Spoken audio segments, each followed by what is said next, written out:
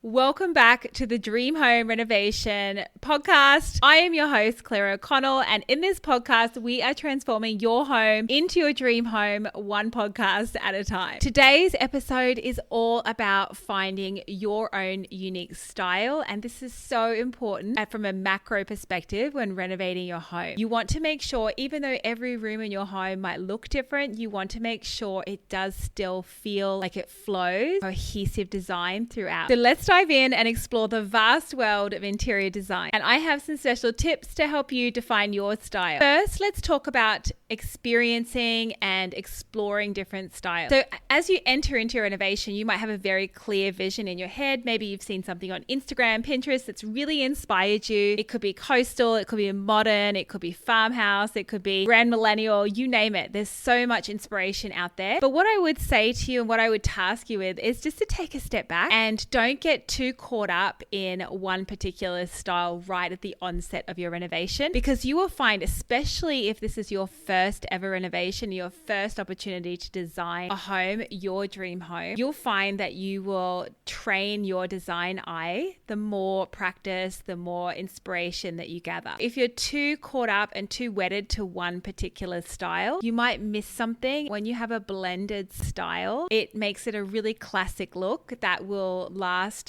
beyond sort of the next few years. So similar to the way that you would pick out an outfit that reflects you and your personality, your home should be something similar. So when you're picking out your design features, your finishes, your colors, all of those things should be a reflection of your style, your personality, and it should bring you joy. If something feels dysfunctional, if something feels forced because you're not quite wedded to it, but it looks great on Instagram, it will annoy you over time, and you don't want to be repainting walls. As best you can, nail the design from the onset. So a great way to start to really define your style. So once you expose yourself to as many styles as you possibly can, you can then start to draw inspiration from it. And we talk about this in the renovation school a lot, having a bit of a love list and then starting to define that overarching style and bringing in some more secondary styles that will complement it throughout the house. So once you've done that, now it's time to start exploring textures, finishes, and start to put together some of those mood boards or concept boards. And that is really allowing you to see how different textures and colors will put together. You can have a really fun play around with these,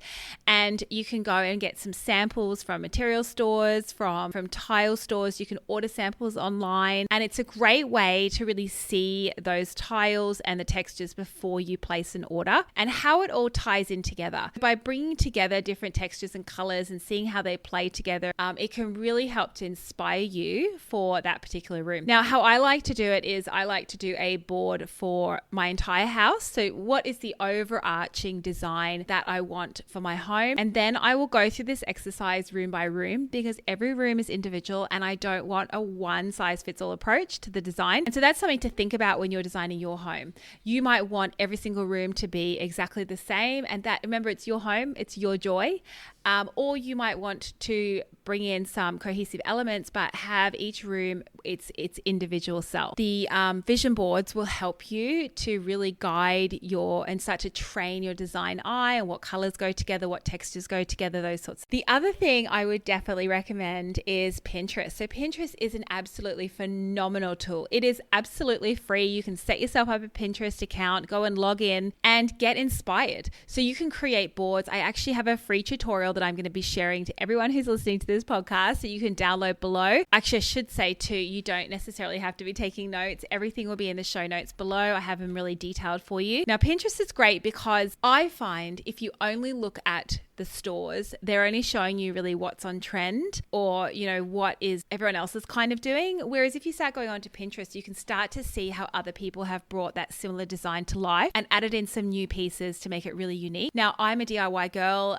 If you follow me on Instagram at Reno Way of Life, you know that. And I like to bring in vintage and thrifted pieces into each of my rooms to give it a lot of character and a different feel. That's not something you're going to find in a shop, which is why Pinterest is a great way to get inspired and really get those creative juices flowing. The other thing I would say, and this is so important, if nothing else, do this one thing, and that is to look at your own home. So look at the architecture of the home. What do you love about it? What do you dislike about it? What is lovely to bring in? So I'll give you some examples. So So we're currently renovating our home, which is a Queenslander home. It was built early 1900s. It has some wonderful character features like fretwork and VJs. If you're familiar with Queenslanders, you'd understand that. I like to bring in some of those Art Deco style features into some of the other rooms, even though I'm not carrying the entire design through. You can use the architecture and the history and some elements within the house into those, into other rooms. You might have some stained glass window that's a feature in your home, and you think actually that would be a really lovely feature to bring some of those colors maybe into another room, or to bring the stained glass into another room. So by looking at your own home and seeing what you really what made you buy it, and then you can start to take those elements and add them to your design plan and add them per room and really open up your mind as far as some of the potential. And so by doing all of that, so you've got your in-store, you've got your online searches, you've got Pinterest, you've got your own home, and when you're around someone else's house, have a look in, have a little peek in and see how they've decorated and designed and the color schemes they've used. There's so much inspiration out there for you to tap into that's absolutely free, and it's a great way to really think about that from your home perspective. That brings me to my next point, which I've already touched on in this podcast, but it's all about blending styles. I am a big believer that and I'm going to have another series on this where I'm going to talk to a whole host of people who are designing and renovating their home with different design styles. And I'm a big believer in blending styles. So I don't believe that you have to have one style that is your entire home, and that's what you have to stick to. I have a heritage style bathroom. I have one which is has a little bit of provincial and a little bit of Art Deco, and our home is, as I said, a Queenslander, which is turn of the century. So there's lots of different facets, but I do carry a cohesive design through by pulling in some of those architectural features from the age of the house. And so you can blend those styles, or maybe you're a farmhouse girl, you like things to be really rustic, you like lots of natural fibers, but you love modern, so you want to bring in those really clean lines, maybe put in some really modern lights to bring some of those rustic elements to life. So you can really blend and create your own aesthetic within your room. And if you love it, then there's no wrong. This is your home. If you love it, then it is right. And I think that's what you have to remember when you're designing your own home. And I think most people are in fear of what other people are going to say, but you've got to remember it's your house, it's your rules.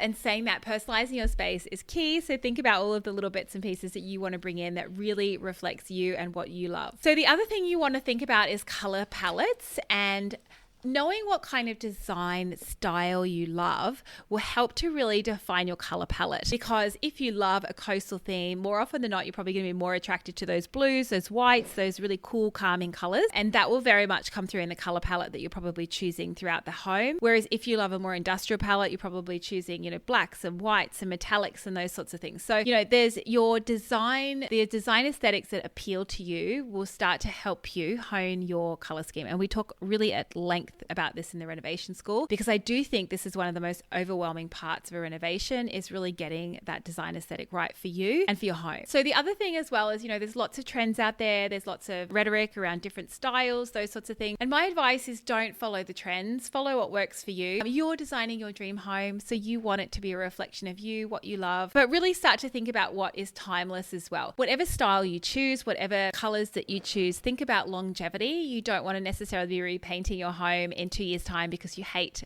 this particular color palette because it was all on trend. So think about what you love, but also think about longevity of your home and how often you might want to decorate. And finally, inspiration is everywhere. Coffee shop bathrooms. Restaurant bathrooms can be absolutely fabulously put together, and restaurants, bars, you name it. Beautiful, wonderful interior designers have gone into most of those places and have put their stamp on it and brought their unique perspective to that location. And they really do showcase some really wonderful design. I like to think that this podcast will help you open your eyes to the possibilities that are out there and to really look at places differently. So definitely keep your eye out for those sorts of things. So as we wrap up today's episode, don't forget all these tips, the techniques, and the inspiration that I'm sharing with you today is just the tip of the iceberg.